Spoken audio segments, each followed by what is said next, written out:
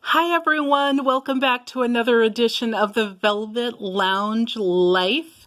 I hope that you guys are doing amazingly well and taking care of yourselves.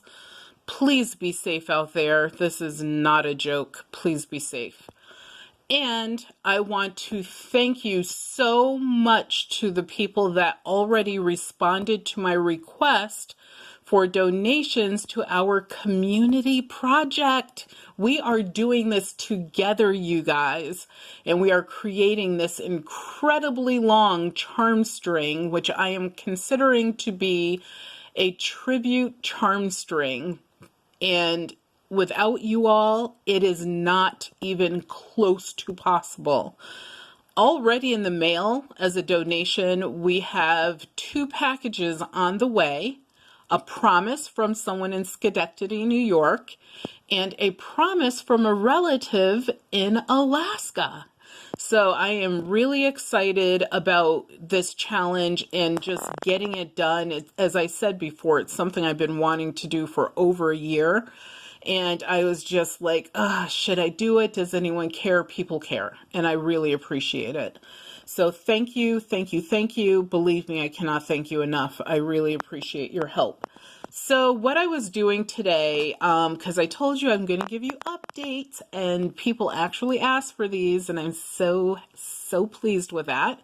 And what I did today is I went through and I was cleaning some of the buttons because my sorting, I think, is pretty much done. Like I said, I wanted to only do a quick sort because I know how I am.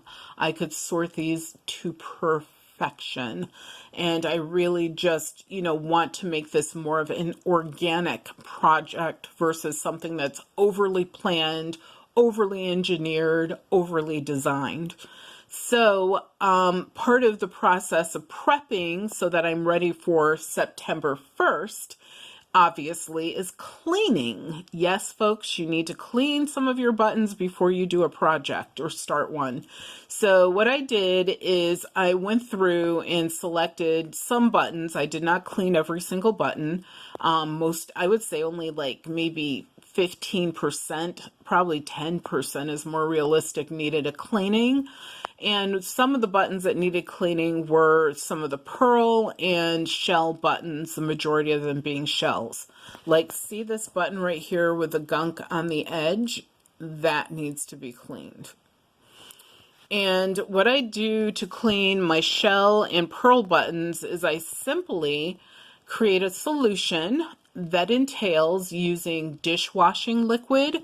I use a concentrated liquid so that I only need like 2 tablespoons of it. And for every cup of buttons, I add 2 cups of water.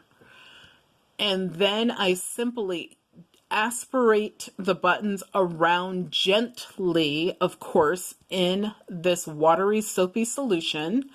And the water is hot. I don't bring it to a boil. The water coming out of our sink is enough to sear the skin off of your body. And so I do use relatively hot water. So I would say use water that's as hot as you can stand it, and then make it a little bit hotter without boiling water. And then after you can use gloves if you need to, after you aspirate the buttons around in that soapy hot solution, just let them sit for 20 minutes to half an hour, and 99% of any gunk and grime should simply come off. If not, just use a soft toothbrush or brush that you might have for cleaning and, clean up anything that you see that remains. Then, of course, rinse the buttons off 2 or 3 times, whatever it takes to get rid of all the soap residue. And then after that, you can take them and lay them out on paper towels, a cloth, whatever, so that they can dry. It's that easy. As far as metal buttons, the only thing I do to clean up metal buttons is really using a dry, soft brush, just to get anything out of the cracks and crevices that does not belong. Obviously, if any type of button you have is painted, use extreme caution. Otherwise, you might destroy or damage the image. So be careful of that.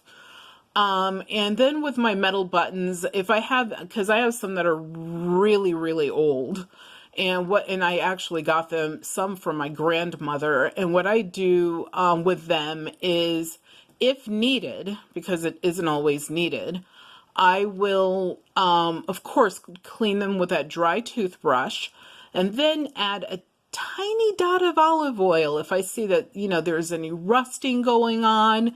If I have buttons that I rescued from the verdigris disease, I will, clean that all off and use my dry toothbrush, of course. And then I will go in there with some olive oil just to sort of seal the deal, if you will, and stop any further damage. And I usually will put those to the side. Those are always sequestered. I never mix those in with my other buttons. And I will watch them for a couple of weeks just to see how they do. Then what I do is I add in another metal button that I don't really care that much about, that has no issues. I add it to those buttons that I treated to see if the disease is actually gone. I seal them up in a Ziploc bag for a couple of weeks. And if I don't see any green coming back, then I know that they're totally fine. You can't always save those buttons. Many times, they're unfortunately going to be unsavable. But sometimes you can save them, so don't give up on those. You just have to try different things and be careful when it comes to adding them into your other buttons in your collection. Unfortunately, those kind of get sequestered almost for life. I have some other buttons here that I need to clean in this container. And these are made of various plastics and animal bones or antler or whatever. And with these, what I do is I simply do the same thing almost with the soap and water. Sometimes it depends on what they're made out of. But like, for example, those that are made from animal bone or from antler, what I would do with those is I just give them a wipe with a damp cloth. Nothing special.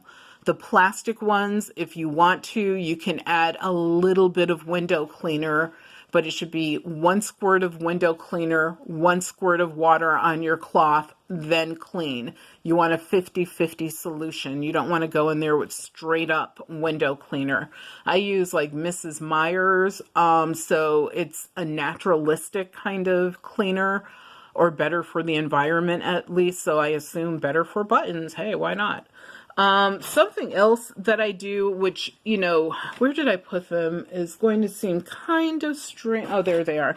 Kind of strange to people, but hey, it's me, and that's just the way it is. Maybe I'm a little bit strange. Oh, and glass buttons, I do the same thing that I do to my shell and pearl buttons. The only difference is, once again, you could see like there's that one with the blue, that one that has the reverse painting on it. That there's one in there that's a metal glass combo. There's some that might have glue-in embellishments. You do not want to douse those in water. You just want to wipe those off with a damp cloth, or maybe a tiny drop of window cleaner. So then, what do you do with buttons that look like this? These are shell buttons, and I think this one is shell and bone. But shell and bone buttons that have, like, I don't know what this disease is called that these types of buttons get. What you want to do with those, and this is just me, I actually put them back in nature. I garden, so when I put soil into a planter, for example, I always put loose gravel at the bottom, or broken shells at the bottom of the planter before I add the soil. So what I do is I actually put buttons in there. They're made of, bone, they're made of shell, and if they were broken pearls or chipped or whatever, why not? Versus throwing them into a landfill. If I was to go out on the ocean, I would not throw these into the waters, because I do not want fish or seals or any other animal to consume them. Obviously, if you're going on nature walks, like as you know, we have a forest behind our home practically, you could walk out there and throw them far, far off trail. You don't want to throw them near a trail where kids or even dogs or cats might, I don't think I honestly care about the dogs and cats. I love them, but I don't think they're going to care about these. But I'm just saying, just as a caution, you don't want to throw them where a child, for example, can pick one up and choke on it. Glass buttons, you could do the same exact thing. But I like using them in my gardening because they're always there. They break down, they add nitrogen to the soil, and, like I said, you're not throwing them into a landfill. I know it's bizarre. Who would think you would ever hear that? But that's what you guys come here for, right? Is to get to know me. So you know me, I'm pretty much an open book and this is who I am. So yeah, that's something that you would definitely, you can consider doing. So save up your buttons, even if you have a house plant.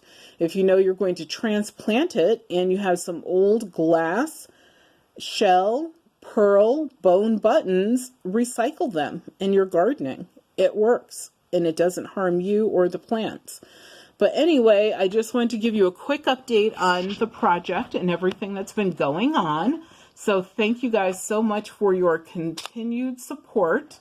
Please just do me a favor and subscribe to the channel. Obviously, that thumbs up. Leave all of your comments. Please ask me questions. Please leave suggestions, in regards to this project. It's going to start within a matter of days, it seems, but it's really like a week and a couple of days. And any questions you can have, anything you think I should have thought about or should think about, I would really appreciate your ideas, suggestions, and thoughts. And also remember, once again, to share our videos, and that your health is your wealth, and without your health you have absolutely nothing. So please take care of yourselves and remember to have the best type of day.